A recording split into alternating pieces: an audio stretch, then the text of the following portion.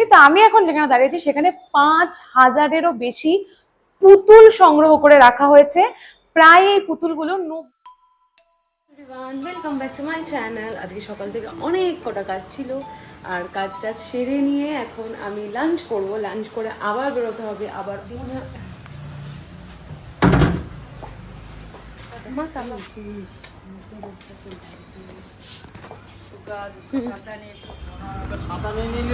আছে ব্যাগে। কোথায় এসছি সেটা তো বলবোই, তার আগে বলি একটু আগে আমার সঙ্গে একটা ভীষণ অদ্ভুত জিনিস ঘটলো। নিচ থেকে যখন টিকিট কেটে ওপরে আসছি তখন আমাকে একজন বলছেন, তুমি কালকের এক্সিবিশনে এসেছিলে না? আমি তাকে বললাম না। আবার ওপরে উঠে আসার পরে একজন আমাকে বলছেন, তুমি আঁকো না? কালকেই তুমি এসেছিলে, তোমাকে দেখলাম। আমি তো তাই ভাবছি, বলে কত গল্প করে ফেললো। কিন্তু আমি কোনোদিন এখানে আসিনি। তো আমি এখন যেখানে দাঁড়িয়েছি সেখানে ৫,০০০-এরও বেশি পুতুল সংগ্রহ করে রাখা হয়েছে। প্রায় এই পুতুলগুলো ৯০টা দেশ থেকে এসছে। তোমাদের একটা একটা করে দেখাতে হয়তো পারবো না, তবে এখানে যা যা রাখা আছে মোটামুটি আমি কিছু কিছু করে দেখানোর চেষ্টা করছি। তোমরা এই পুরো ঘরটা দেখে নাও। আমি এখন দাঁড়িয়েছি ফার্স্ট ফ্লোরে।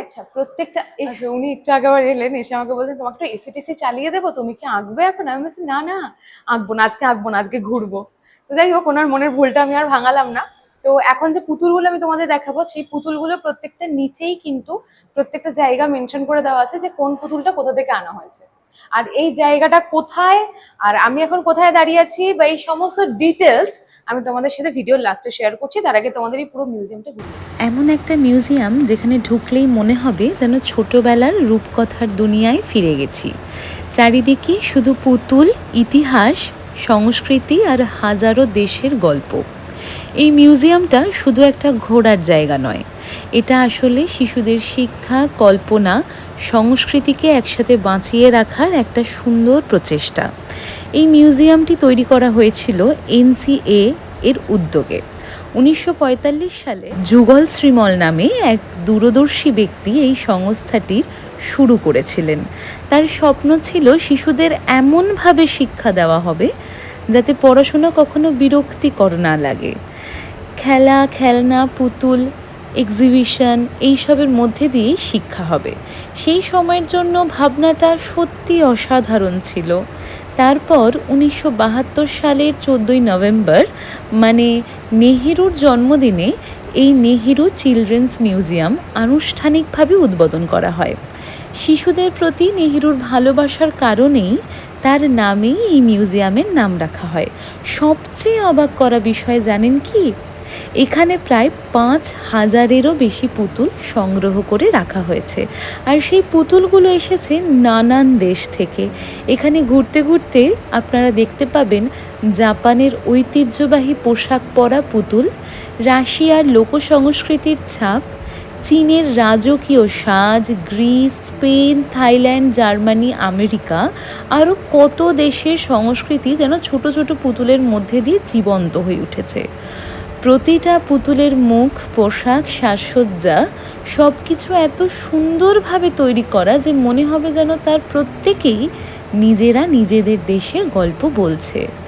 আর শুধু পুতুলই নয়, এখানে রয়েছে শিশুদের জন্য বিভিন্ন শিক্ষামূলক গ্যালারি, সংস্কৃতি নিয়ে প্রদর্শন, খেলনার মাধ্যমে শেখার দারুণ সব ব্যবস্থা। ঠিক একটা সময়ে যখন মোবাইল বা ইন্টারনেট ছিল না, তখন এই ধরনের মিউজিয়ামই শিশুদের কাল্পনিক শক্তিকে বড় করে তুলত।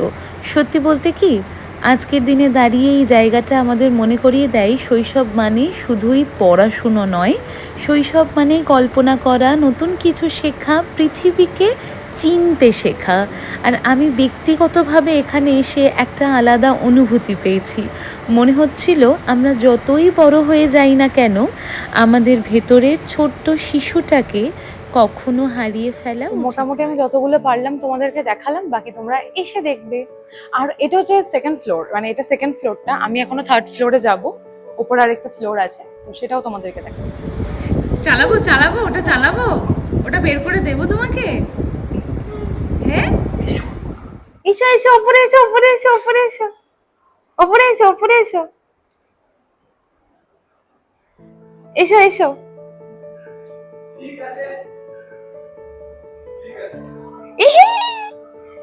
যা যা, নিজের বাচ্চাটা এত মিষ্টি, হ্যাঁ, যে আমাকে বাইকটা দেখাচ্ছে আর আমি ওপরে চলে এসেছি, আমাকে আর নিচে দেখতে পাচ্ছে না, ভাবছে কোথায় গেল।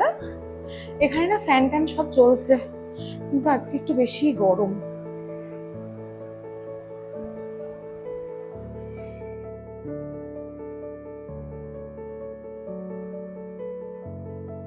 এইখানে একদম নাম্বারিং করা রয়েছে, তোমরা হয়তো দেখতে পাচ্ছ নাম্বারিং করে করে লেখা রয়েছে যে এই ভেতরে যা যা রাখা রয়েছে, যে মডেলগুলো, সেগুলো সমস্ত কিছু লেখা রয়েছে এবং এক একটা করে নাম্বার দেওয়া রয়েছে, 13, 12, 11, 12, 13, এখানে 14, 15, মানে ওই এই ওখান থেকে সার্কেলটা ঘুরে আসছে। আর তোমাদেরকে আরেকটা ইনফরমেশন দিয়ে রাখি, এটা কিন্তু একদম চিলড্রেন মিউজিয়ামই।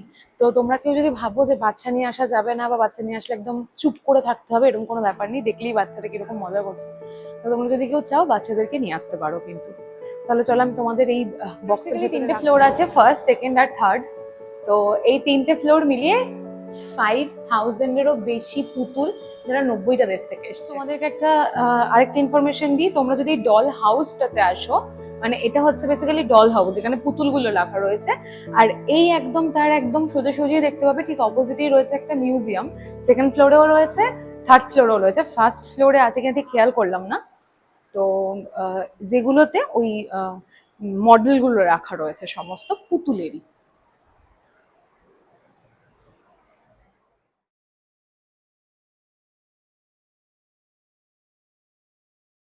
প্রচুর পুতুল, প্রচুর পুতুল। আর পুতুলের থেকেও বড় কথা, এই জায়গাগুলোতে যে মডেলগুলো রাখা রয়েছে, এগুলো এক একটা, এই যে 3000 বছরেরও আগে মহর্ষি বাল্মীকি রামায়ণের রচনা করেন, মানে এখানে পুরো রামায়ণের স্টোরিটা পুরো এখানে বলা রয়েছে।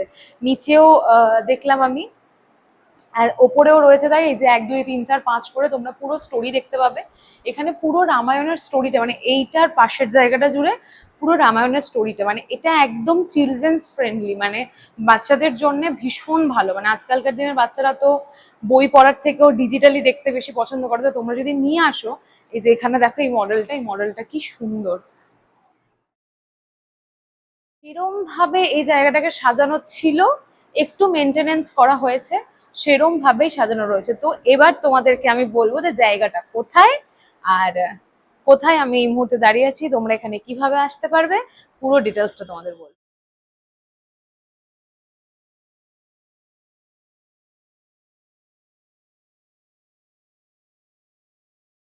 তো আমি এই মুহূর্তে দাঁড়িয়েছিলাম নেহেরু চিলড্রেন মিউজিয়াম, যেটা সকাল 11টা থেকে সন্ধ্যে 7টা অবধি খোলা থাকে। বুধ থেকে রবি, মানে সোম আর মঙ্গলবার বন্ধ থাকে, বুধবার থেকে রবিবার খোলা থাকে।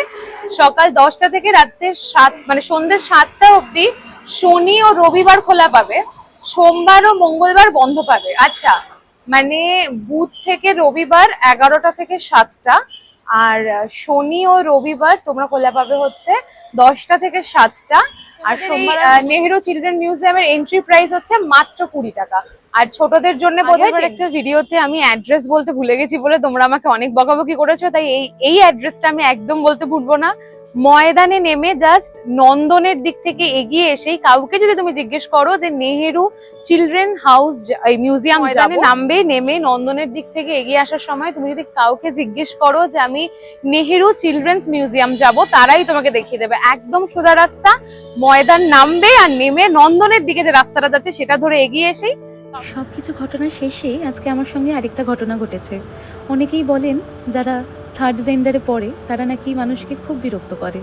আসলে আমার সঙ্গে কিন্তু আজ অবধি কখনো এমনটা হয়নি। আজকের অবাক করা ঘটনা হলো, আমার কাছে ওনারা আইসক্রিম খেতে চাইলেও আশেপাশে কোনো আইসক্রিমের দোকান ছিল না, বললো গরমে খুব কষ্ট হচ্ছে। আমি না তাই আমার কাছে থাকা গ্লুকন্ডির জলটা ওনাদেরকে দিয়েছিলাম।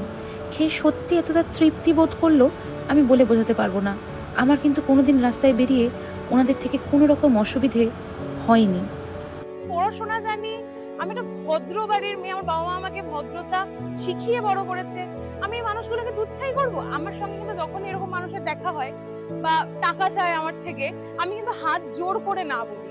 আমি কিন্তু কোনোদিন বলি না হ্যাঁ নেই দেবো না, এরকম কিন্তু কোনোদিন বলি না। আমি হাত জোর করে বলি আমার কাছে না টাকা নেই, তোমরা আমার কাছে জল আছে খাও, বা এরকম কিছু। তো কেউ খায় কেউ খায় না, সেটা তাদের ব্যাপার।